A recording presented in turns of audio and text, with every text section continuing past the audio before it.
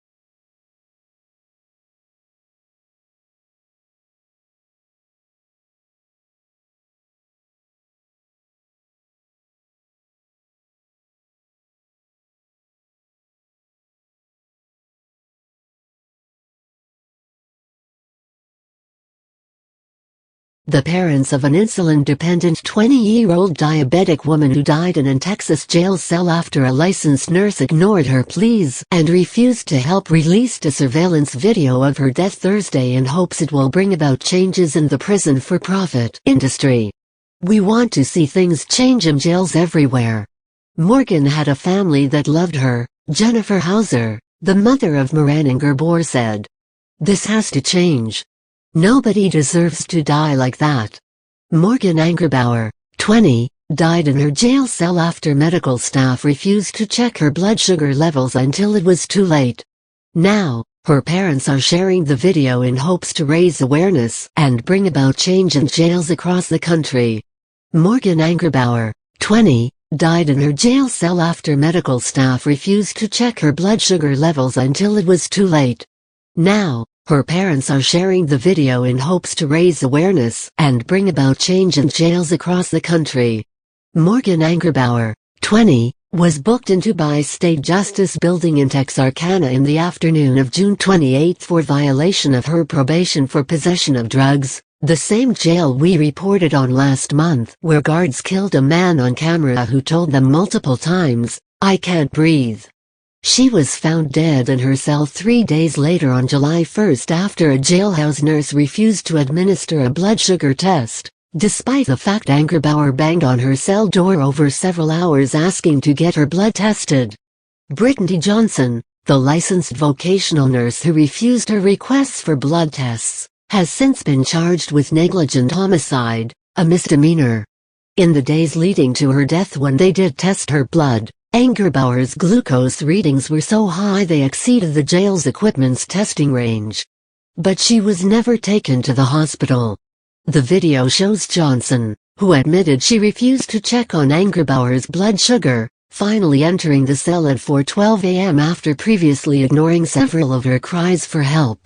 Brittany Johnson was arrested on August 15 for negligent homicide, a misdemeanor, after she refused to test Morgan Angerbor's blood sugar, which an autopsy showed soared to 813 at the time of her death. Brittany Johnson, a licensed nurse, was arrested on August 15 for negligent homicide, a misdemeanor, after she refused to test Morgan Angerbor's blood sugar, which an autopsy showed soared to 813 at the time of her death. Angerbauer's last dose of insulin was administered at 5:30 a.m. on June 30. At 10:30 a.m., nurse Tiffany Venable documented Angerbauer's blood sugar at 74, which is within the normal range of 70-110. At 4:30 p.m. Venable noted that Angerbauer refused a blood sugar test. According to jail policy, refusals are documented when an inmate doesn't show up for a pill call even if the inmate is asleep or incapacitated. At around 5 p.m., Angerbauer tells nurse Brittany Johnson she wanted her blood sugar checked. Johnson refused.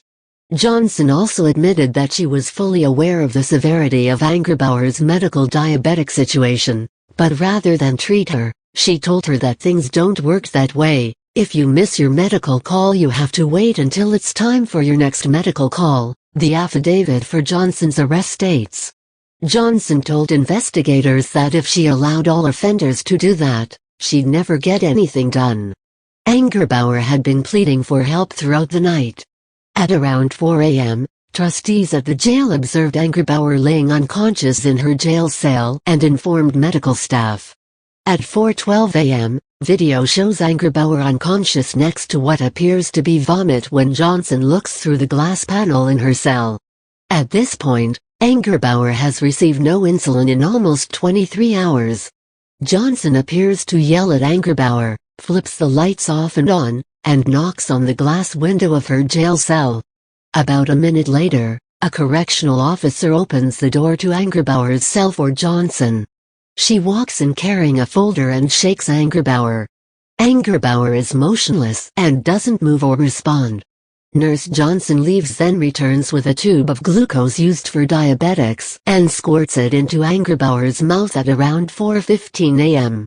A correctional officer stands by Angerbauer, attempting to provide support, as she remains motionless and by this time appears completely unconscious.